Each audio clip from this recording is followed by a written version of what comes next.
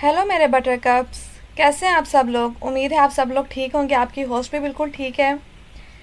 तो हम अपना नॉवल पढ़ रहे थे, तो चलें बगैर किसी इंतज़ार के देखते हैं आगे क्या होता है।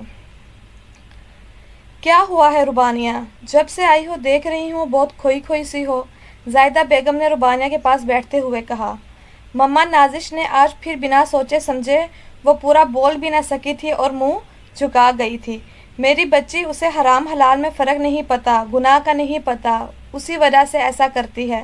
दुआ किया करो अल्लाह ताला से उसको हदायत दे दे, क्या पता इस्लाम कबूल कर ले वो।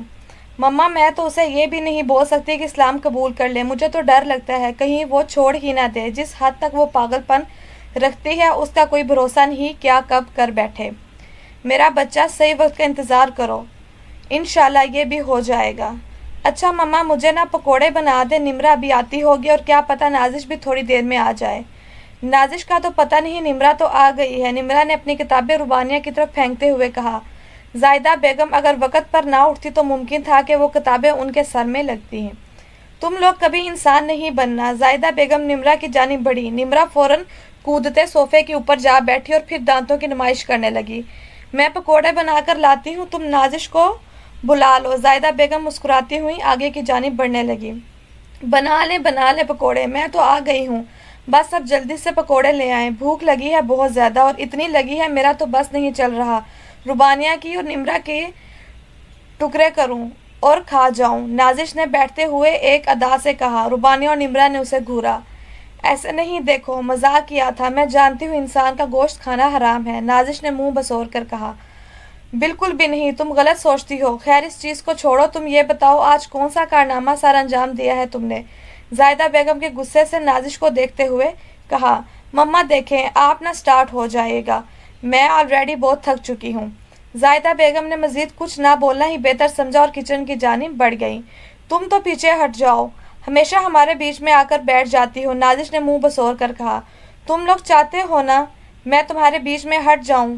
देख लेना, बीच में से हट जाऊंगी और यहाँ से चली जाऊंगी और तुम पुकारते रह जाओगे मुझे और मैं वापस नहीं आऊंगी। नहीं बहन, हम ज़बरदस्ती वापस ले आएंगे, रुबानिया ने उसी के अंदाज में कहा तो नाजिश हंसने लगी।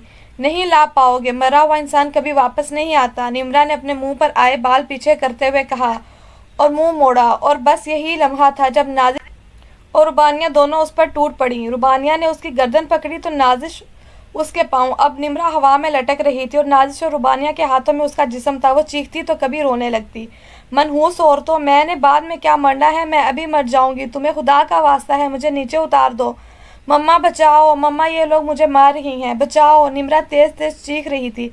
जायदा बेगम घबरा कर बाहर आई। सामने उन दोनों को निम्रा के साथ ऐसा करते देखा। उन्होंने अपने हाथ में पकड़ा चिमटा ही उठाकर नाजिश को दे मारा जो बिल्कुल निशाने पर लगा था। अब दूसरे हाथ में पकड़ा बेसन का बाउल रुबानिया को दे मारा जो कि वो भी बिल्कुल निशाने पर लगा था। और अब रुबानिया बेसन से पूरी नहाई खड़ी थी। दोनों ने हाथ खोले और निम्रा ज़मीन बोस हुई और एक दिल खराश चीख पूरे घर में गूंजी। कम वक्त लड़कियों, तुम लोगों की वजह से ना हमारे घर बदनाम हुए हैं। हर कोई कहता है कि इन तीनों घरों में से आवाज़ बहुत आती है, न जाने तुम लोग क्या खाती हो। खाने में तो मैंने कभी कवा डाला नहीं था, लेकिन फिर भी जायदा बेगम का फिर पारा हाई हो चुका था। अच्छा ना अम्मा, छोड़ें, ये लोग तो हैं ही ऐसी, आप जाएं जाकर पकोड़े बनाएं। निम्रा ने मासूमियत से आंखें पटपटा कर देखा। अच्छा पकोड़े? जायदा बेगम ने अफसोस से रुबानिया को देखा, फिर गुस्से से बोली। तुम पकोड़े रहने दो, एक बड़ा मोटा सा पकोड़ा खा लो। उठाओ रुबानिया को, इधर लेकर आओ, उसको मैं तेल में डालूं और इसी का पकोड़ा खा लेना। अब तुम, जायदा बेगम ने गुस्से से कहा तो निम्रा मुंह झुका गई। निम्रा ने एक नज़र रुबानिया को देखा तो निम्रा का मुंह खुल गया। वो गुस्से से निम्रा को ही देख रही थी और जिस्म पर पूरे बेसन लगा हुआ था। बाउल उसके सर पर था जिसमें से अभी भी बेसन बह बह कर उसके पाँव पर गिर रहा था। और मुझे चिमटे के तौर पर इस्तेमाल कर लेना। नाजिश ने अपने हाथ में पकड़ा चिमटा निम्रा के नाक के पास करके बजाया। वो फौरन पीछे हुई। इन दोनों की ऐसी हालत देखकर निम्रा तेज तेज हंसने लगी। नाजिश का माथा काफ़ी हद तक सूज चुका था जबकि रुबानिया की आंखें जलने लगी थी और काफ़ी हद तक सोजन हो रही थी क्योंकि बेसन आंखों में भी जा चुका था। जाओ, जाकर अपनी हालत ठीक करो, जायदा बेगम गुस्से से बोलती हुई किचन की जानिब बढ़ गई। और अब चीखने की बारी जायदा बेगम की थी। निम्रा भागी किचन में दाखिल हुई। पीछे ही रुबानिया और नाजिश थी। क्या हुआ है मम्मा, क्या हुआ? निम्रा ने फिक्रमंदी से पूछा। और बस फिर क्या था, जो चीज़ जायदा बेगम के हाथ में आई वो उठाकर निम्रा को मारने लगी। निम्रा इस हमले के लिए तैयार ना थी। वो भी रुबानिया और नाजिश के साथ कमरे की जानिब भागी। मनहूस औरतों, जब भी तुम्हें लगती है साथ में मेरी शामत ऐसे ही आ जाती है। मुझ मासूम का क्या कसूर? इन सब चीज़ों में निम्रा ने गुस्से से दोनों को देखते हुए कहा, जो अब हंस रही थी क्योंकि निम्रा के बालों में चमक दिखाई दे रही थी, जबकि कपड़ों पर लगी साबुन और उसके बटन में अटकी छोटी प्लेट इस चीज़ की गवाही दे रही थी कि वो काफ़ी हद तक जलील हुई है। चल अब जल्दी से कुछ पहनने के लिए निकाल दे। रुबानिया निम्रा गुस्से से खड़ी हुई। हाँ भाई, किसी और को भी अच्छी हंसी लगी है। रुबानिया ने हंसते हुए नाजिश के हाथ पर हाथ मारा तो नाजिश भी जोर से हंसने लगी। देख लेना, जिस दिन मैं मर जाऊंगी ना, रोना भी तुम लोगों ने है। तब मैं तुम्हें देखकर हंसूंगी, ऐसा ही जैसे अब तुम दोनों हंस रही हो। क्या बकवास कर रही हो? हर बात पर आज मरने की बात कर रही हो। कोई और बात नहीं है कि तुम्हारे पास करने के लिए? नाजिश इस बार गुस्से से कहा। वो क्या है ना, मुझे इल्हाम हो रहा है कि तुम लोगों को छोड़कर बहुत जल्द यहाँ से चली जाऊंगी। हाँ, तुम लोगों को पीछे रोता छोड़ कर जाऊंगी। निम्रा ने अपने दोनों हाथ एक गाल पर रखे, जबकि दूसरे गाल पर रुबानिया और नाजिश का हाथ छाप छोड़ चुका था। तुम लोग ना मनहूस की मनहूस ही रहना। निम्रा ने मुंह बसोरा रुबानिया की अलमारी में से एक सूट निकाल कर वॉशरूम में घुस गई। क्या हुआ इसको? जब से आई है मरना मरना बोली जा रही है। रुबानिया ने फिक्रमंदी से नाजिश को देखा। कोई नहीं, जब इंसान का दिमाग खराब हो जाए ना तो इंसान ऐसा ही होता है। मैं सोच रही हूँ उसको पागल खाने में छोड़कर आ जाऊँ।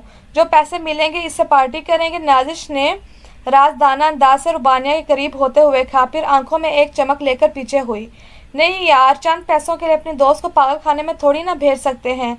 ये तो उससे अभी आगे की चीज़ है, रुबानिया ने कहा और फिर दोनों हंसने लगी। इन्हें क्या मालूम था कि उसके बाद वो हंसना भूल जाएंगी। जो ज़िंदगी उनको हसीन लगती है वही है ज़िंदगी उनके साथ एक खेल खेलने वाली थी। अल्लाह की आजमाइश उनके बाकी थी, या यूं कहो कि एक गुनाह की बहुत बड़ी सज़ा।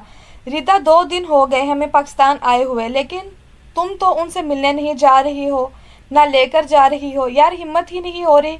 गुस्सा होंगी बहुत ज़्यादा। निम्रा ने तो ये भी कहा था कि जब तुम वापस आओगी तो मेरा मरा मुंह देखोगी। मुझे डर लगता है। क्यों डर रही हो पागल? कल ही तो हमने उन तीनों को देखा था, बिल्कुल ठीक थी, और तुम ऐसे ही इतना सोच रही हो। मैं तो सोच रही हूँ कि हम अभी चलते हैं उनसे मिलने के लिए। नहीं नहीं, अभी नहीं जाना। मैं खुद को मज़ीद थोड़ा तैयार करना चाहती हूँ। हम कल चलेंगे पक्का, और उनके लिए कुछ गिफ्ट्स भी लेते आते हैं। खाली हाथ थोड़ी ना जाएंगे। जो कनाडा से गिफ्ट लाए हैं वो बहुत है उनके लिए। वो गिफ्ट्स की भूखी नहीं है, तुम जानती हो। हाँ, लेकिन फिर भी मैं कुछ लेकर आना चाहती हूँ। फूल ले लेंगे ढेर सारे, निम्रा को बहुत पसंद है। अच्छा, तो ये वजह है बाजार जाने की? वो तो हम कल ही चले जाएंगे। ताज़ा गुलाब उसे बहुत ज़्यादा अच्छे लगते हैं, रमज़ान ने मुस्कुरा कर कहा। फिर दोनों सोने के लिए चली गई थी।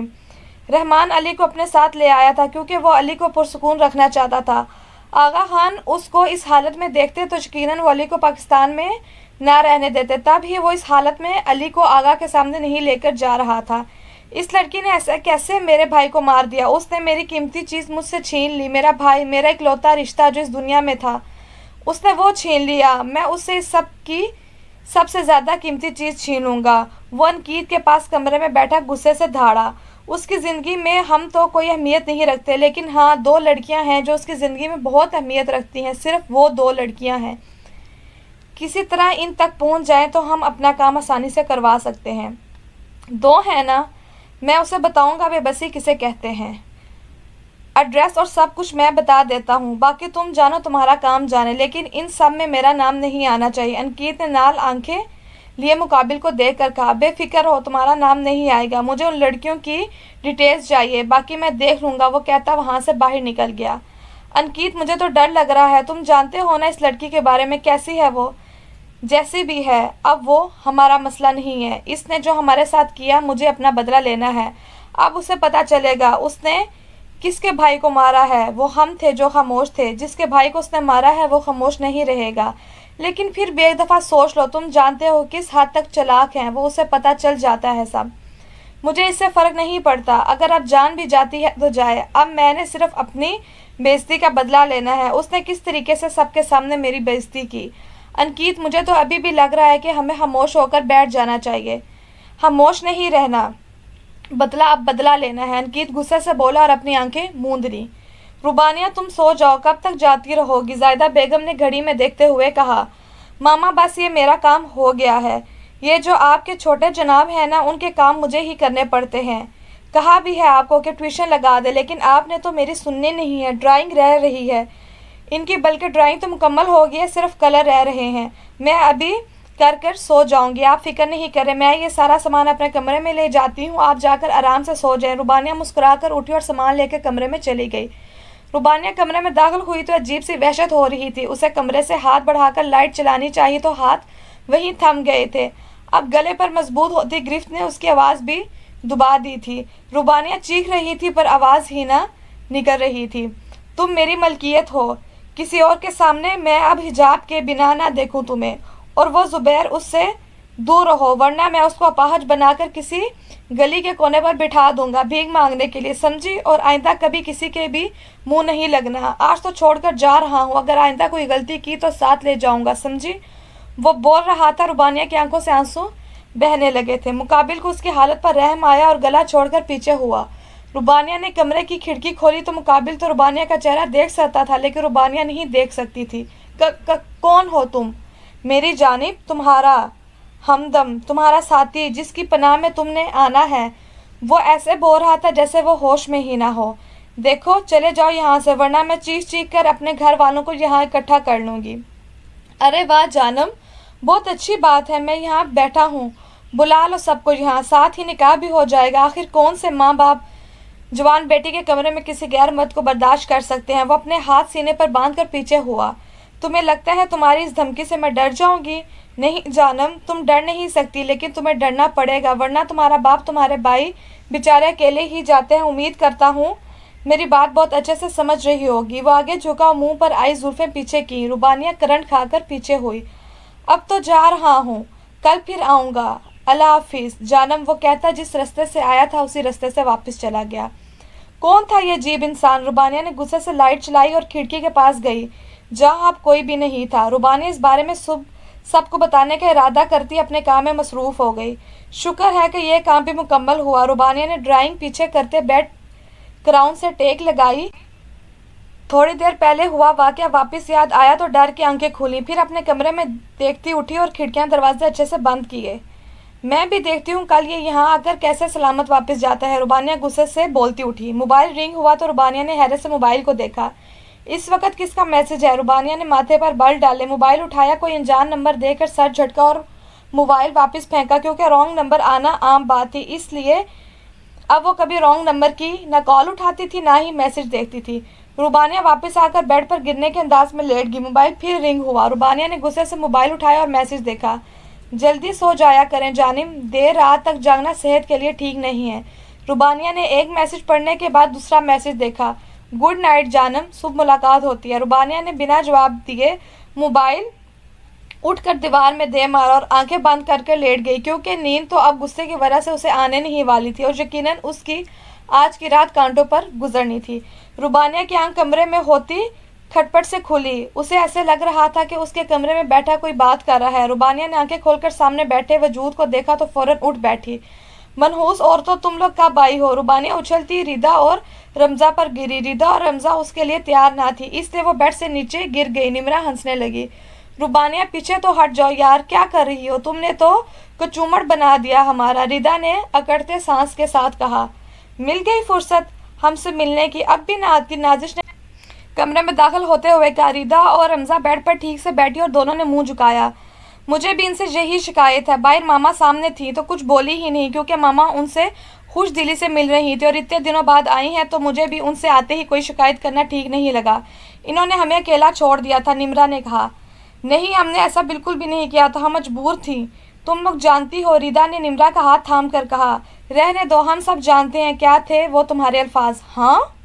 ان کے ساتھ رہ کر ہمیں کیا ملے گا؟ تو اب کیوں آئی ہو ہمارے پاس جب تمہیں کچھ ملنا نہیں یہاں سے؟ تو یہاں کیوں آئی ہو؟ اب چلی گئی تھی نا تم ہمیں چھوڑ کر یوں تو ہم نے کچھ کہا تھا؟ ردا یہ کس لہجے میں بات کر رہی ہو؟ وہاں جانا ہے اس کی مجبوری تھی اور وہ ہم سے پوچھ کر گئی تھی، حالانکہ ہم صرف اس کی دوست ہیں، یہ اپنی مرضی سے کہیں بھی جا سکتی تھی لیکن اس نے مجھ سے یہ پوچھا کہ وہ جانا چاہتی ہے، جائے یا نہ جائے، اور جانے کی وجہ بھی بتائی تھی۔ اور تم لوگوں نے کیا کیا؟ تم لوگوں نے بتایا تک نہیں جانے سے پہلے، آخری دفعہ مل کر تو جاتی، کیا پتا تم آج آئی ہو ہم زندہ ہوتے یا نہ ہوتے۔ ربانیہ نے غصے سے کہا۔ کیا ہو گیا ہے؟ ایسی باتیں کیوں کر رہی ہو؟ تم لوگ صحیح سلامت ہو نا؟ ہم معافی مانگ رہے ہیں، ہمیں معاف کر دو، ہم ماں باپ کے سامنے مجبور تھے، ہم نہیں جانا چاہتے تھے۔ رمضان نے کہہ کر ربانیہ کی جانب دیکھا۔ خیر جو بھی بات ہے، بہت خوشی ہوئی تم لوگوں کو یہاں دیکھ کر، ہمیشہ تمہاری کمی محسوس ہوتی تھی، اب یہاں آئی ہو تو امید کرتی ہوں کہ یہ چند دن بھی ہماری پہلی زندگی کی طرح گزریں گے۔ ربانیہ نے کہہ کر اپنا رخ الماری کی جانب کیا۔ چند دن سے مراد؟ نازش نے حیرت سے پوچھا۔ ہاں بھائی چند دن، یہ کون سا اب ہمارے ساتھ رہنے والی ہیں، یہ پرائے دیس کی ہو کر رہ گئی ہیں، وہاں سکون ہے، وہاں اپنے ہیں، ان کے چاہنے والے ہیں، ہم چاہنے والے نہیں ان کے، ربانیہ نے روٹھے انداز میں کہا اور واش روم کی جانب بڑھ گئی۔ اچھا خیر چھوڑو، آؤ تم لوگوں کو گھما کر لاتی ہوں، اچھی بات ہے نا، تمہارے بہانے ربانیہ اور نمرہ بھی گھوم لیں گی، نازش نے بیڈ پر بیٹھتے ہوئے کہا۔ ہاں ہاں ضرور، کیوں نہیں، ربانیہ تیار ہو کے آ جائے پھر ہم چلتے ہیں، نمرہ نے خوش ہوتے ہوئے کہا۔ ویسے نازش ایک بات پوچھوں؟ رمضان نے ڈرتے ہوئے نازش کو دیکھ کر پوچھا۔ ہاں ہاں پوچھو، اس میں ڈرنے والی کون سی بات ہے؟ نازش کی نظر ربانیہ کے موبائل پر پڑی تو نازش نے ربانیہ کا موبائل اٹھایا۔ یار تم ہم میں رہتی ہو لیکن تمہارا خاموش ہوئی۔ ہاں بولو کیا میرا؟ نازش نے موبائل سائڈ ٹیبل پر رکھتے ہوئے کہا۔ تمہارا مذہب میں وہ رمضان منہ جھکا گئی۔ تم یہ کہنا چاہ رہی ہو میں اسلام قبول کر لوں؟ رمضان نے اس بات میں سر ہلایا۔ اس دنیا میں مسلمان رہ گئے ہیں، بتاؤ مجھے کون ہے مسلمان اس دنیا میں؟ ان مسلمانوں سے اچھے ہم ہندو ہیں۔ جانتی ہو کیوں؟ اس لیے کہ ہم لوگوں کو فلسطین کے لوگوں کے لیے ہمدردی ہے، بھارت میں دیکھ لو کتنے لوگ ہیں جو وہاں جانے کے لیے تیار کھڑے ہیں، اور تمہاری مسلمان حکمران کیا کیا انہوں نے؟ کرسی کے لیے لڑ رہے ہیں، ایک دوسرے سے حسد کر رہے ہیں، عوام یہاں کی تیار ہے لیکن عوام بنا حکومت کے سپورٹ کیا کر سکتی ہے؟ لعنت بھیجو ایسے مسلمان حکمرانوں پر، مجھے نفرت ہو گئی ہے ان سے، میرا بس نہیں چلتا ان حکمرانوں کو آگ لگا دوں، اور تم ایسا مسلمان بننے کے لیے کہہ رہی ہو مجھے؟ میں خود کو قصوروار سمجھتی ہوں ان فلسطین کے لوگوں کا، وہ مائیں جو اپنے بچے کھو رہی ہیں، وہ بہنیں جن کی عزت سلامت نہیں ہے، اب وہ بچے جن کے والدین نہیں ان کے ساتھ، کیا قصور ہے ان کا؟ ہمارے نبی حضرت محمد صلی اللہ علیہ وآلہ وسلم نے ایسی امت کے لیے دعا کی، یہ امت تو نہیں تھی۔ جانتی ہو میں حضرت محمد صلی اللہ علیہ وسلم کو اپنا نبی مانتی ہوں دل سے، کہ تم سب ان کی امتی ہو، لیکن کیا ہمارے نبی کریم حضرت محمد صلی اللہ علیہ وسلم کو تکلیف نہیں ہوتی ہوگی کہ وہ فلسطین کے لوگ جنہیں جنتی ہونے کی بشارت حاصل ہے، ان کے لیے یہ مسلمان خاموش بیٹھے ہیں، کچھ نہیں کر رہے؟ کیا اللہ اس چیز سے انجان ہے؟ نہیں نا، وہ سب جانتا ہے، وہ سب دیکھ رہا ہے، عنقریب یہ دنیا ختم ہو جائے گی، اور میری دل سے دعا ہے وہ دن جلد ہی آ جائے گا، کیونکہ وہاں روتے بچے، مائیں، بہنیں پکارتی ہیں مدد کے لیے، کوئی نہیں جاتا، ہم یہاں پیٹ بھر کر کھانا کھا رہے ہوتے ہیں، وہ بھوکے ہیں دنوں سے، ہفتوں سے۔ نازش بولتے بولتے اب رونے لگی تھی۔ نازش یہ صرف نام کے مسلمان ہیں، لیکن مسلمان تو وہ ہیں نا جنہوں نے جنت میں جانا ہے، ہر مسلمان برا نہیں ہے، ہمارا مذہب بہت خوبصورت ہے، تم بچپن سے ہمارے ساتھ ہو۔ ربانیہ نے ٹاول بیڈ پر پھینکتے ہوئے کہا۔ دو دکھاؤ نا خوبصورتی، کیوں نہیں دکھاتے یہ لوگ؟ نکلو، ان معصوم لوگوں کے لیے کیا کرے گی یہ حکومت؟ جب عوام ایک ساتھ کھڑی ہوگی تو پوری عوام کو گرفتار کر لیں گے یہ لوگ، یا پورے ملک کو تباہ کر دیں گے یہ، اگر ایسا کریں گے تو حکمرانی کہاں کریں گے؟ ہاں بولو کیوں نہیں پوری عوام، اور کیوں نہیں اٹھتا آج کا مسلمان؟ اور وہ مسلمان بنو میں جو رمضان میں مسجدوں میں نظر آتا ہے، جو رمضان میں عبادت کرتا نظر آتا ہے، جس کا عشق رمضان میں جاگتا ہے اپنے رب کے لیے۔ ہم سے زیادہ بے شرم بے حیا تو آج کی مسلمان عورتیں ہیں، جہاں دیکھو ناچ رہی ہیں، ٹک ٹاک، یوٹیوب، ہر جگہ دوپٹہ تو ان کے تن سے جدا ہو گیا ہے۔ ارے ہم ہندو ہوں چاہے ساڑی پہنے لیکن ان کا پلو ہمیشہ سر پر ہوتا ہے۔ نازش اب چیخی تھی۔ میری بچی رو کیوں رہی ہو؟ زاہدہ بیگم جو کب سے سن رہی تھی نازش کے پاس آئی اور نازش کا ہاتھ تھاما۔ نازش روتے ہوئے ان کے سینے سے لگ گئی۔ جیسا کہ تم نے کہا آج کا مسلمان مسلمان نہیں رہا، میں جانتی ہوں نہیں رہا، مسلمان کے نام کے ہیں جو افسوس کرتے ہیں پھر بھول جاتے ہیں۔ حکمران؟ ان کی کیا بات کرتی ہو؟ ان کا بس نہیں چلتا یہ عوام کو بیچ دیں، یہ ملک کیا چیز ہے؟ اور فلسطین، ان سے تو ہم تا قیامت شرمندہ رہیں گے، ہم بے بس ہیں، ہم نہیں کر سکتے کچھ، جو کر سکتے ہیں وہ خاموش ہیں، ان کے سامنے بھی ہم کچھ نہیں بول سکتے۔ وہاں بیٹھا ہر فرد رو رہا تھا۔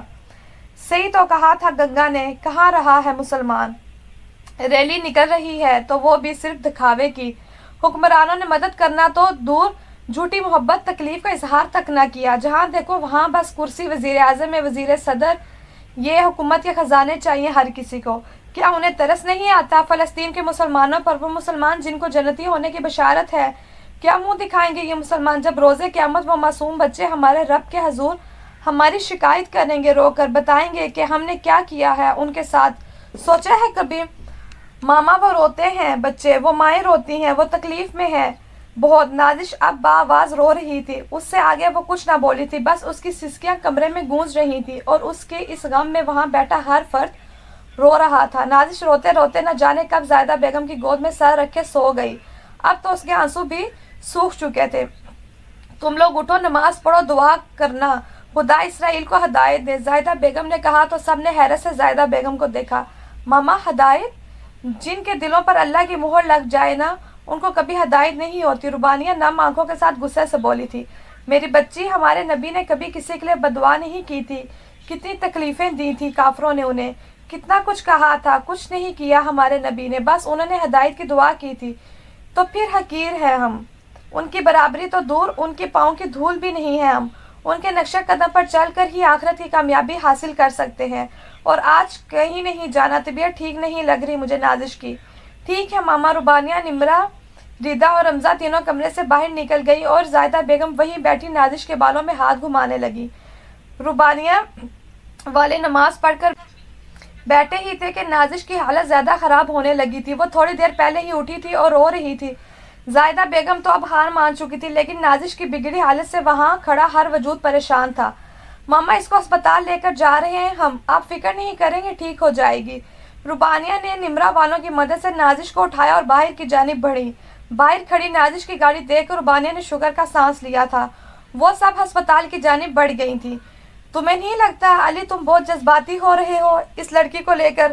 میں نہیں جانتا، میں کچھ کہہ چکا ہوں، مجھے اس لڑکی کی ساری انفارمیشن چاہیے، ورنہ رحمان میں بھول جاؤں گا کہ میں کس حال میں ہوں، اور کام کرنے سے ڈاکٹر نے منع کیا ہے۔ کیا ہوا ہے برخودار جو اتنا تڑپ رہے؟ وہ کمرے میں داخل ہوتے ہوئے بولا۔ گوری رنگت، کالی آنکھیں، ستواں ناک، انابی لب پر بڑی ہوئی مونچھیں، ہلکی بیئرڈ، وجیح چہرہ لیے وہ ان کے سامنے کھڑا تھا۔ لیدر کی لانگ کوٹ کے نیچے براؤن کلر کی شرٹ ساتھ بلیک جینز۔ آغا خان یہاں کیسے؟ علی نے سرخ انگار برساتی آنکھوں سے رحمان کی جانب دیکھا۔ اس نے کچھ نہیں بتایا، تمہاری ہر ایک حرکت پر میری نظر ہے، پوتے ہو تم میرے، لیکن افسوس ہے مجھے کہ ایک لڑکی کے شکار بن گئے، امریکہ کا۔ ابھی وہ بول ہی رہا تھا کہ علی نے مقابل کی بات کاٹی۔ میں کسی سے تعلق نہیں رکھتا، میں اپنا ماضی بھول چکا ہوں، اس لیے میں واپس نہیں جاؤں گا، مجھے واپس مت گھسیٹو مجھے آغا، تمہاری کرسی تمہاری منتظر ہے علی، میرے بعد تمہیں وہاں بیٹھنا ہے، مجھے کسی کی کوئی کرسی نہیں چاہیے۔ اور رہی بات شکار بننے کی، جس کا میں شکار بنا ہوں نا، اسے میں اپنا شکار بنا بھی لوں گا، لہٰذا مجھ سے دور رہیں۔ علی کہہ کر اٹھا تھا اور جیکٹ اٹھاتا باہر نکل گیا۔ علی کے پاس انفارمیشن جانے سے پہلے وہ انفارمیشن مجھے ملنی چاہیے۔ دیکھیں میں آپ کا کوئی غلام نہیں ہوں، آپ بڑے ہیں، میں عزت کرتا ہوں آپ کی، لیکن جو علی کا فیصلہ ہے وہی میرا ہوگا، معذرت، رحمان کہتا وہاں سے باہر نکل گیا۔ کہیں یہ وہ لڑکی تو نہیں؟ آغا کے سامنے وہ لڑکی اب سوالیہ نشان بن چکی تھی جس نے اتنی آسانی سے علی پر حملہ کر دیا تھا۔ جہاں علی کا کوئی بال بھی چھو نہیں سکتا، وہاں وہ لڑکی جان لینے لگی تھی۔ ربانیہ والے نازش لے کر واپس گھر آ چکے تھے۔ نازش کی طبیعت خراب ہونے کی وجہ اس کا زیادہ رونا تھا۔ نازش کو بچپن سے ہی سانس کی بیماری تھی، لیکن اس نے کبھی اس بیماری کو سیریس ہی نہ لیا تھا۔ انہیلر کو کبھی وہ استعمال کرتی تھی کیونکہ وہ اپنے آپ کو سنبھالنا جانتی تھی۔ نازش، میں نے کتنی دفعہ کہا ہے انہیلر اپنے پاس رکھا کرو، لیکن تمہیں پتہ نہیں کیوں بات سمجھ میں نہیں آتی۔ ربانیہ اس کے سر پر کھڑی اسے ڈانٹ رہی تھی۔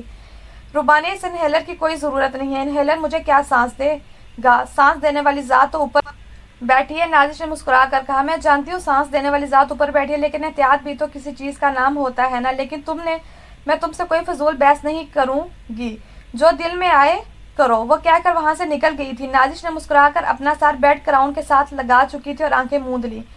اس کے سامنے ایک منظر لہرایا، آنکھیں کھولتے ہی سرخ ہوئی تھی۔ غصہ اس حد تک تھا کہ کم ہونے کا نام نہیں لے رہا تھا۔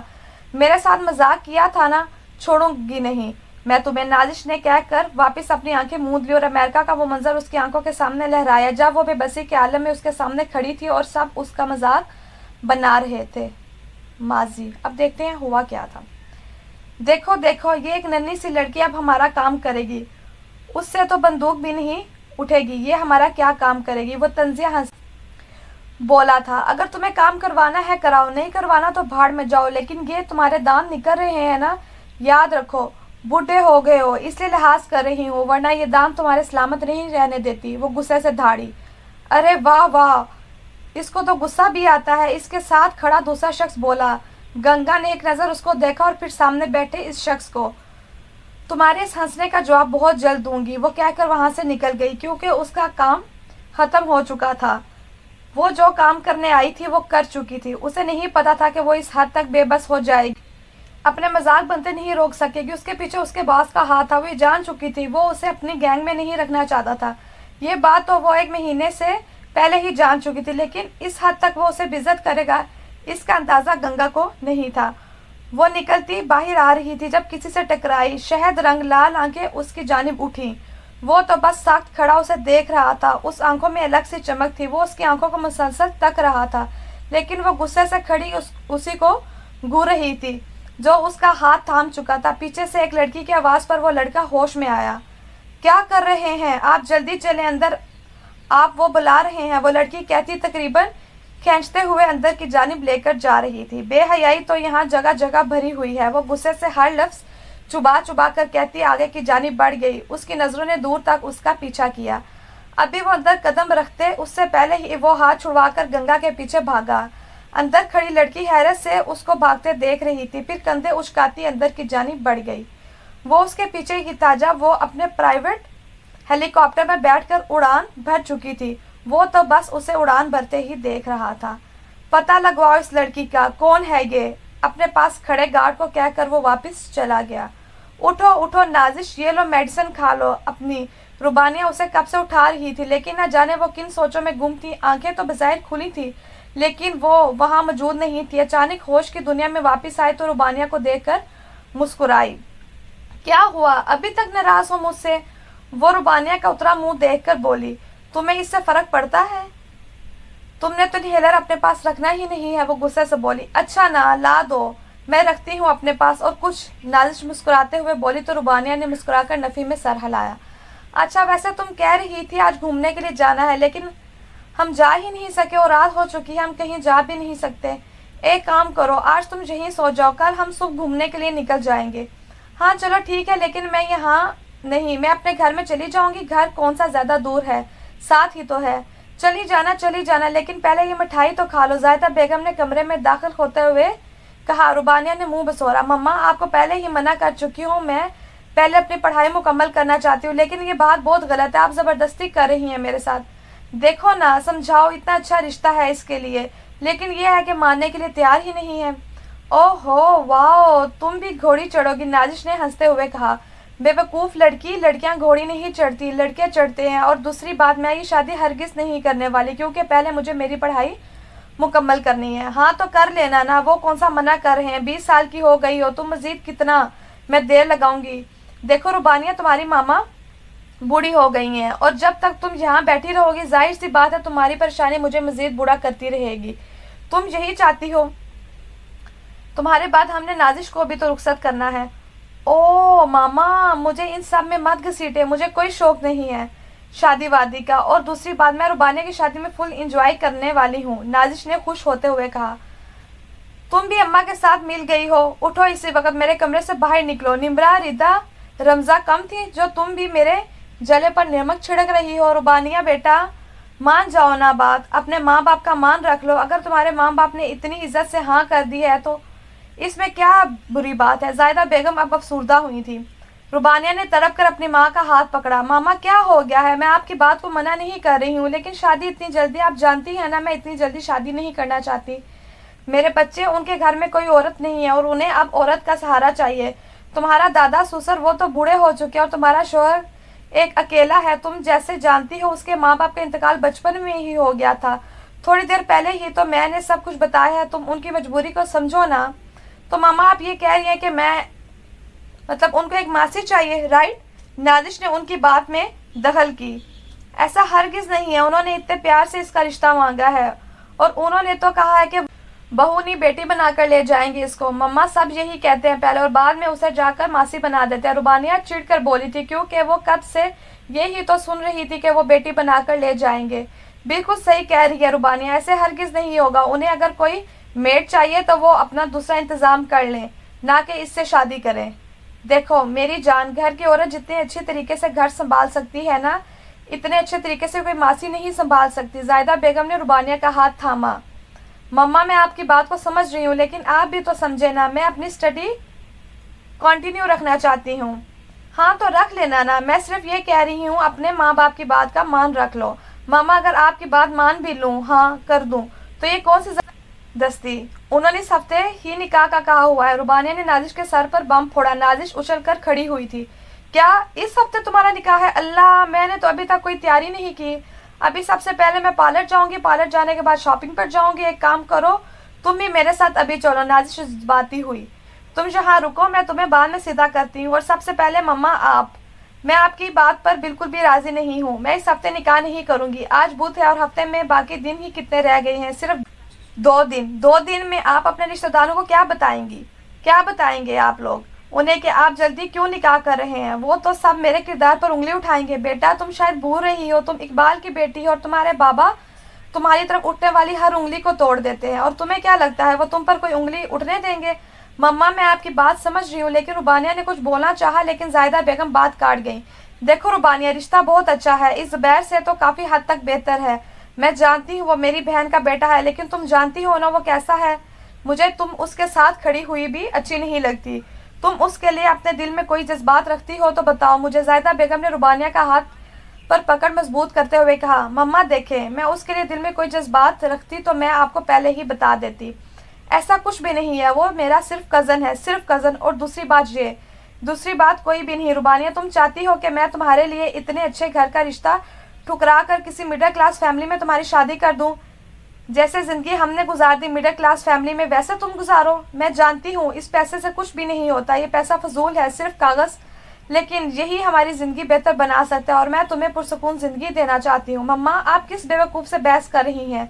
मैं तो फ़िलहाल ना पार्लर से अपॉइंटमेंट लेती हूँ। कल हम दोनों बाजार जाएंगे और ढेर सारी शॉपिंग करेंगे, क्योंकि बाकी कल से एक दिन ही तो रह जाएगा। नाजिश ने कहा, ठीक है मम्मा, मुझे कोई एतराज़ नहीं है इस शादी से। आखिर रुबानिया ने हार मानी थी और एक नज़र गुस्से से नाजिश पर डाली, जो पार्लर वाली से कल की अपॉइंटमेंट ले रही थी। मेरी बच्ची जायदा बेगम ने रुबानिया के माथे पर बोसा दिया और बाहर की जानिब बढ़ गई। यार रुबानिया की शादी होगी, मुझे तो यकीन नहीं आ रहा। रमज़ा ने खुशी से सोफे पर बैठते हुए, हाँ यकीन नहीं आ रहा, जिसके साथ हम खेलते थे वो 2 दिन बाद वो भी किसी और के नाम हो जाएगी। हाँ नाजिश का क्या बनेगा? वो तो हमें बैठने नहीं देती थी। रुबानिया के साथ रिदा ने हंसते हुए कहा। रमज़ा बोलती इससे पहले पास मौजूद रमज़ा के वालिद बोले थे, तुम दोनों की कल रात 2 बजे की फ्लाइट हैं, तैयार रहना। पास बैठे अब्दुल्ला साहब ने उन दोनों के सर पर बम फोड़ा था। क्या मतलब है? आप सुन चुके हैं ना, बाबा के हफ्ते को रुबानिया का निकाह है और मुमकिन यह है कि वो अगले महीने तक रुखसती भी कर दें या 1 हफ्ते के अंदर अंदर। मैं सब सुन चुका हूँ। इन जाहिल लोगों के मुंह लगने की ज़्यादा ज़रूरत नहीं है। जैसे पहले दूर रहती आई हो वैसे ही दूर हो। मैं नहीं चाहता कि तुम लोग इनके साथ रहकर अपनी पहले वाली हरकतें शुरू कर दो। पहली बात बाबा वो कोई जाहिल नहीं है, और दूसरी बात दूर रहते नहीं थे आप लोगों ने रखा, हम भी उनकी तरह आम लड़कियां हैं। तुम आम नहीं हो रमज़ा, तुम खास लड़कियों में हो।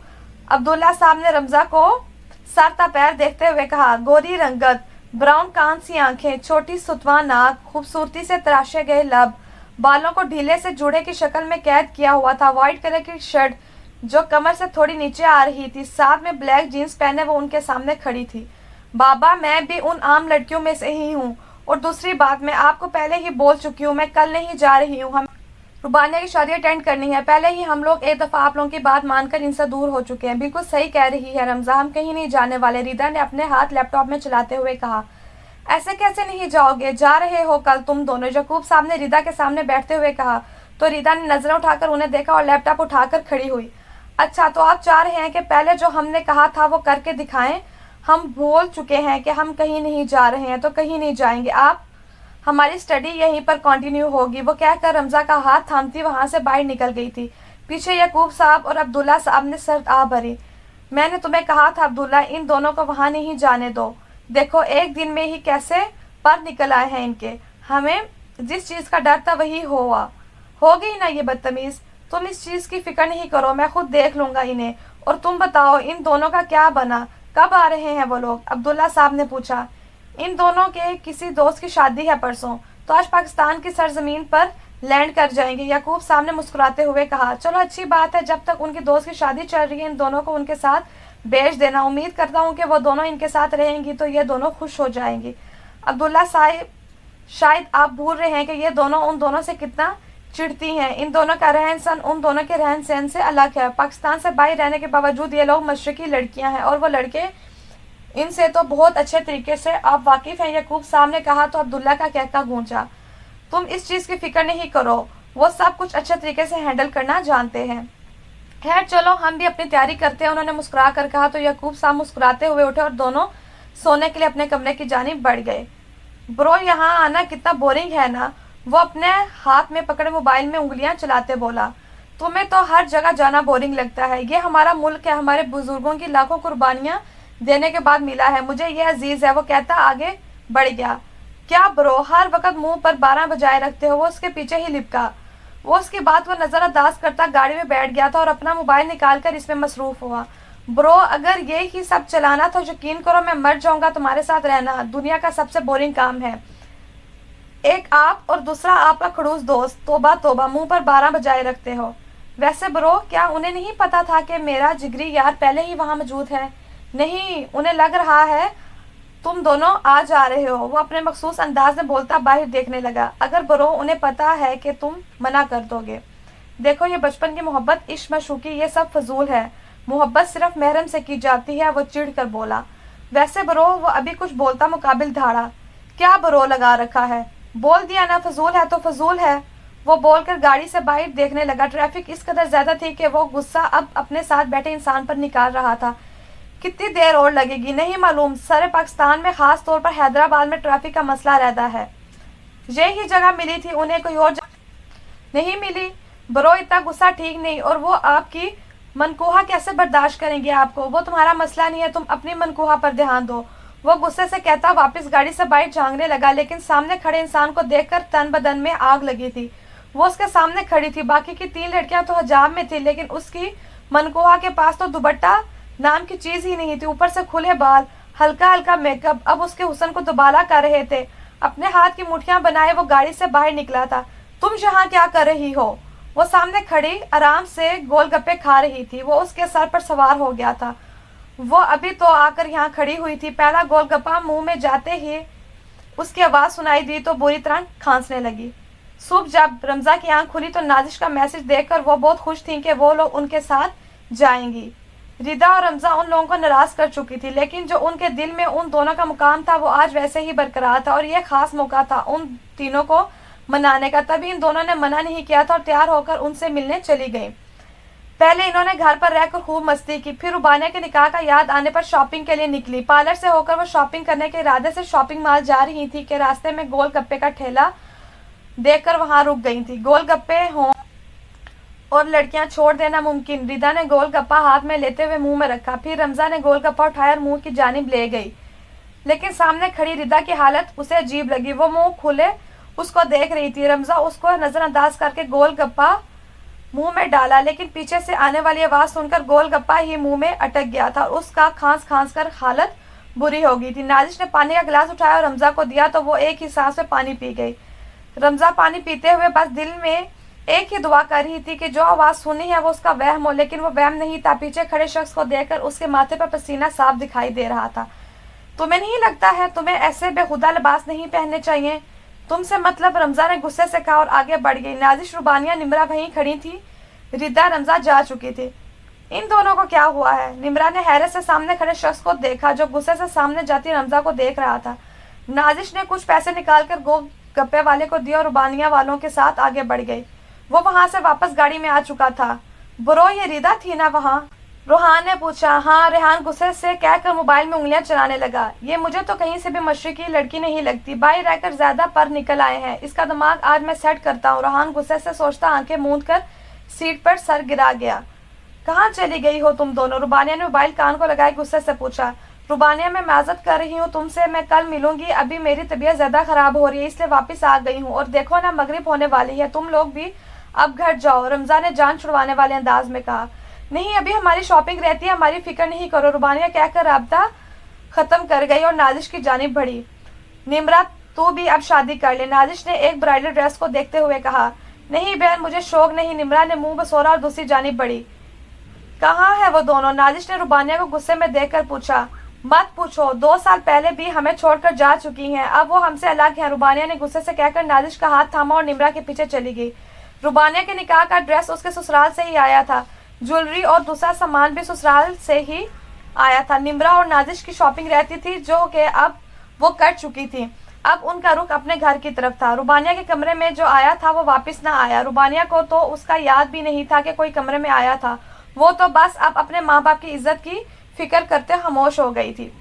रुबानिया, मैं तो चली, ये सामान तुम ही रखो, सुबह देखेंगे, नाजिश ने जान छुड़वाने वाले अंदाज में कहा और सोफे पर सामान रखती रुबानिया के कमरे में चली गई।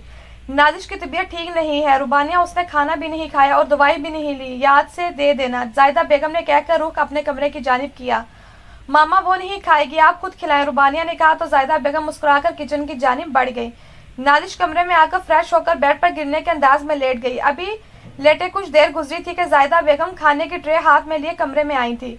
मेरी बच्चों, उठो, खाना खा लो, जायदा बेगम ने टेबल खींचकर बेड के पास किया। नाजिश ने मुस्कुराकर उनके चेहरे को देखा और उठकर बैठी। मामा मुझे भूख नहीं है। मैं कोई बहाना नहीं सुनूंगी, निम्रा और रुबानिया खाना खा रही हैं बाहर, तुम भी खा लो, फिर मेडिसिन भी लेनी है तुमने। जायदा बेगम ने नाजिश के मुंह पर आए बाल पीछे किए और खाना नाजिश के आगे किया। नाजिश भी उनकी ममता के आगे कुछ बोल ना सके और खाना खाने लगी। अली क्या करना है फिर, रहमान ने पूछा। कुछ नहीं, मुझे इस लड़की की इन्फॉर्मेशन चाहिए, अगर तुम नहीं दे सकते तो कोई मसला नहीं है मेरी जान, तुम्हें मैं तंग नहीं करूंगा, तुम मेरे लिए अजीज हो, तुम्हें तकलीफ नहीं दे सकता। अली ने सिगरेट को नीचे फेंकते हुए कहा। कैसी बातें कर रहे हो यार तुम, मेरे लिए इतने अजीज हो जितना मैं तुम्हारे लिए। जहां तक उस लड़की की बात है वो एक हिंदू लड़की है, गंगा नाम है उसका, और किसी अंकित नामी शख्स के भाई की बेटी है। वालिदैन का बचपन ही में इंतकाल हो गया था और इस लड़की के अपने ही चचा वालों के साथ ताल्लुकात अच्छे नहीं हैं। अली ने मजीद कुछ बोला नहीं था और आसमान को घूरने लगा, फिर जूते उतारकर समंदर की जानिब बढ़ गया। वो आज ही कराची आया था क्योंकि जहां आगा हो वहां उसे सुकून नहीं मिलता था, लेकिन अब अली खुद एक कश्मकश का शिकार हो गया था। अली सर्दी हो रही है और तुमने सुबह से मेडिसिन भी नहीं ली, आओ खाना खाओ पहले, फिर दादा से मिलने जाना है। क्या वो आ गए, अली ने मुस्कुराते हुए पूछा तो रहमान ने इस बात में सर हिलाया। चलो फिर, अली ने वापस की राह ली और रहमान भी मुस्कुराते हुए उसके पीछे बढ़ गया। रोहान क्या हुआ है तुम दोनों को, और जहां तक मेरा ख्याल था तुम्हारे साथ रहमान आने वाला था। रेहान नहीं, अब्दुल्ला साहब ने पूछा। जी बस उसे कुछ काम था, जो काम रेहान ने करना था वो रहमान खुद करने के लिए आ गया, और रोहान ने खाना खाते जवाब दिया। रिदा वाले आज फार्म हाउस पर हैं, तुम लोग उनके कमरे में सो जाना आज, हमें लगा तुम कल आओगे इसलिए कोई तैयारी नहीं करवाई।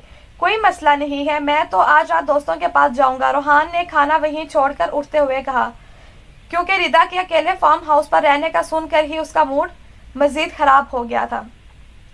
मैं भी चलूंगा तुम्हारे साथ, रेहान भी खड़ा हो गया। रेहान खामोश तबीयत का मालिक था, जबकि रोहान उससे बरअक्स उल्टा था। जहां रिदा की मस्तियां खत्म होती थी वहां से तो रेहान की मस्तियां शुरू होती थी। वैसे तो रेहान गुस्सा नहीं करता था, लेकिन जब गुस्सा आता था तो किसी की नहीं सुनता था। आज भी अब्दुल्ला और यकूब साहब ने यह महसूस किया था कि वो दोनों पहले से ज्यादा संजीदा थे। कुछ हुआ है तो बताओ, तुम दोनों ऐसे क्यों बात कर रहे हो, आखिरकार यकूब ने पूछ ही लिया था। कुछ नहीं, आप फिक्र ना करें, बस थक गया है, फ्रेंड के साथ अच्छे माहौल में रहेंगे तो मूड अच्छा हो जाएगा, रेहान कहता बाइक की जानिब बढ़ गया और रोहान भी उसके हम कदम चलने लगा। क्या मुसीबत है यार, ये लोग फिर आ गए हैं, बाबा ने ये ठीक नहीं किया, पहले हमारा निकाह करवाया और फिर बाहर भेज दिया और अब ये फिर से आ गए हैं, रमजान ने गुस्से से कहा और स्विमिंग पूल में छलांग लगाई। तुम गुस्सा नहीं करो इनकी वजह से, आज फिर रुबानिया गुस्सा हो गई है। गुस्सा तो मुझे भी बहुत आ रहा है, लेकिन गुस्सा करने से क्या होगा। रिदा ने स्विमिंग पूल से बाहर निकलकर टॉवल लपेटा। तुम कुछ खाने के लिए लेकर आओ, रमजा ने कहा। रिदा बिना कुछ कहे अंदर की जानिब बढ़ गई। रिदा किचन में आई तो अपने पीछे किसी के होने का एहसास महसूस किया। पीछे गर्दन घुमाई तो कोई भी नहीं था। रिदा ने अपना वहम समझा और फिर से सामान निकालने लगी। रिदा ने बिरयानी निकालकर साइड में रखी और वापस फ्रिज की जानिब बढ़ी, लेकिन लाइट्स बंद हो गई और बाहर पानी में किसी के गिरने की आवाज आई। एक तो ये रमजा बिना आराम से स्विमिंग भी नहीं कर सकती, रिदा ने गुस्से से कहा और आगे बढ़ी, लेकिन अगले ही लम्हे किसी ने रिदा का हाथ थामा और अपनी जानिब खींचा। रिदा चीखी, इससे पहले ही एक हाथ उसके मुंह पर रखा था किसी ने। आवाज नहीं आनी चाहिए मनकूहा साहिबा, रोहान की आवाज रिदा की समातों से टकराई। रिदा को ऐसे लग रहा था कि वो अब सांस नहीं ले पाएगी। तुम यहाँ क्या? एक लफ्ज और नहीं, रोहान ने गुस्से से कहा और रिदा का हाथ पकड़कर खींचने के अंदाज में किचन से बाहर निकल गया। रिदा चीखती इसके साथ ही जा रही थी। روحان نے کمرے میں لا کر اسے اندر کی جانب دھکا دیا۔ ردا نے گھبرا کر گلاس وال کی جانب دوڑ لگائی۔ اس سے پہلے کہ ردا باہر نکلتی روحان اسے پکڑ کر دیوار کے ساتھ پن کر چکا تھا۔ ردا کی گرے کلر کی آنکھوں نے گرین آنکھوں میں جھانکا۔ اس کی نظروں کی تاب نہ لاتے وہ منہ جھکا گئی۔ روحان کے چہرے پر گہری مسکراہٹ آئی تھی۔ دائیں بائیں ہاتھ رکھے وہ اس کی گردن پر جھکا تھا۔ ردا کا دل تیز دھڑک رہا تھا جیسے پسلیوں کی مضبوط دیوار توڑ کر باہر نکل آئی ہوں۔ روحان کے ہونٹوں کا لفظ اپنی گردن پر محسوس کرتے ردا نے روحان کی شرٹ کو پکڑا اور آنکھیں بند کر لیں۔ نہ جانے کیوں وہ اسے دور نہیں کر پا رہی تھی۔ اس کی قربت اسے سکون دے رہی تھی۔ شاید یہ ان کے بیچ میں موجود پاک رشتے کی بدولت تھا، تب ہی وہ خاموش تھی۔ روحان پیچھے ہٹے، پلیز۔ تھوڑی دیر پہلے والی اکڑ اب ردا کے لہجے میں نہ تھی، اب منت تھی، مطلب اس کی قربت میں وہ بھی بہکتی تھی۔ روحان کچھ سوچتے مسکرایا اور گردن سے چہرہ نکال کر ردا کی جانب دیکھا۔ چہرہ گلاب کی طرح سرخ ہو چکا تھا اور کامتی پلکیں اور گلابی لب جو کچھ بولنے کی کوشش کر رہے تھے، لیکن روحان نے اجازت نہ دی اور وہ اس کے لبوں پر جھکا، اس کی سانسوں کو قید کر گیا تھا۔ اس کے عمل میں شدت تھی، وہ اس کی سانسوں کو پی رہا تھا۔ ردا کو اب لینا محال لگ رہا تھا۔ وہ روحان کو پیچھے کی جانب دھکیل رہی تھی، لیکن مقابل تو آج جیسے اس کی سننا ہی نہیں چاہتا تھا۔ تھوڑی دیر بعد جب سانسوں کو آزاد کیا تو ردا گہرے سانس لینے لگی۔ ایک ہاتھ روحان کے کندھے پر اور ایک ہاتھ اپنے سینے پر رکھ کر سانس لینے کی کوشش کر رہی تھی۔ یہ مجھ سے دور رہنے کے لیے، روحان کہہ کر واپس اس کے ہونٹوں پر جھکا۔ اس بار شدت میں اضافہ ہوا تھا۔ تھوڑی دیر بعد سانسوں کو بخشتے ہاتھ باندھ کر اس کا چہرہ دینے لگا۔ ردا کا چہرہ سرخ ہونے کے ساتھ ساتھ ہونٹوں سے خون بھی آ رہا تھا، جیسے روحان نے نرمی سے اپنے انگوٹھے سے صاف کیا اور پھر اس انگوٹھے کو اپنے ہونٹوں پر رکھ کر انگوٹھے پر لگا خون صاف کیا۔ ردا اس بے باکی کی امید تو نہ رکھتی تھی روحان سے۔ ردا نے روحان کو پیچھے دھکا دیا اور باہر کی جانب بڑھنے لگی۔ کدھر بیگم؟ باہر تمہاری دوست کی خبر لے رہا ہے وہ، اور آئندہ بےہودہ ڈریسنگ میں گھر سے باہر نہیں نکلنا، ورنہ یہ تو صرف ٹریلر تھا۔ وہ ردا کو بیڈ پر دھکا دیتا خود بھی اس کے ساتھ لیٹ گیا۔ کیا کر رہے ہیں یہ آپ؟ چھوڑیں مجھے اور اسی وقت نکلے یہاں سے۔ ردا غصے سے دھاڑی، کچھ نہیں کر رہا، اگر کچھ کر بھی لوں گا تو بیوی ہو تم میری۔ وہ ردا کو کھینچ کر اپنے سینے سے لگا چکا تھا اور ہاتھ بڑھا کر لائٹ بند کی اور پھر اس کی گردن پر جھکا۔ پیچھے ابھی وہ کچھ مزید بولتی، اپنے جسم سے الگ ہوتا ٹاول محسوس کرتے وہ خاموش ہوئی تھی۔ وہ کیسے روکتی؟ اسے پورا حق تھا ردا پر۔ روحان! ردا نے روحان کو پکارا تو روحان اس کی گردن سے منہ نکال کر اسے دیکھنے لگا، پھر ردا کا سر اپنے سینے پر رکھ کر آنکھیں موند لی۔ سو جاؤ، اس سے پہلے کہ میں یہ بھول جاؤں تمہاری رخصتی نہیں ہوئی ہے۔ روحان کا انداز وارن کرنے والا تھا۔ ردا اپنی مزاحمت چھوڑتی آنکھیں موند کر لیٹ گئی۔ رمزا سوئمنگ کرنے میں مصروف تھی جب سوئمنگ پول میں کسی چیز کے گرنے کی آواز آئی۔ پیچھے مڑی تو ریحان کو بالکل اپنے قریب پایا۔ لال انگارہ برساتی آنکھیں اس کے چہرے پر گاڑے کھڑا تھا۔ تم یہاں کیسے؟ تمہاری ہمت کیسے ہوئی یہاں آنے کی؟ رمزا دھاڑی، میں اب یہاں تمہاری مرضی سے آؤں گا؟ کیا تم یہ بھول گئی ہو کہ یہ فارم ہاؤس میرا ہے؟ ریحان، رمزا نے مزید قریب ہوا۔ اپنی عقل پر ماتم کرتی رمزا باہر نکلنے لگی جب ریحان نے رمزا کو واپس پانی میں کھینچا اور وہ پول میں واپس گری۔ اپنے ہاتھ کنٹرول میں رکھو، اس سے پہلے میں توڑ دوں، رمزا نے ریحان کو پیچھے دھکا دے کر کہا۔ ریحان اپنا ماتھا مسلتے رمزا کو اپنی طرف کھینچا۔ ہاتھ رمزا کے سر پر رکھ کر رمزا کو پانی میں ڈبو دیا۔ رمزا کو اب ایسے لگ رہا تھا کہ وہ دنیا سے کوچ کر جائے گی۔ سانس لینا دشوار لگ رہا تھا۔ سانس لیتی تو تب بھی مر رہی تھی، نہ لیتی تو تب بھی کچھ ہی سانس بچی تھی جب ریحان نے رمزا کو پانی سے باہر نکالا۔ رمزا گہرے سانس لیتی ریحان کے سینے سے لگ گئی۔ اب اس میں ہمت ہی کہاں بچی تھی جو وہ مزید کوئی حرکت کرتی۔ تمہیں ہر لباس میں دیکھنے کا حق صرف میرا ہے، سمجھی؟ یہ تو صرف چھوٹی سی جھلک ہے۔ اگر آئندہ مجھ سے زبان درازی کی یا چھوٹے کپڑے پہن کر گھر سے نکلی تو جسم کا ہر حصہ کاٹ کر کتوں کو کھلا دوں گا، اور یقین کرو بنا جسم کے بھی مجھے تم سے عشق ہے۔ وہ رمزا کے کان کے پاس آہستہ آہستہ آواز میں بول رہا تھا۔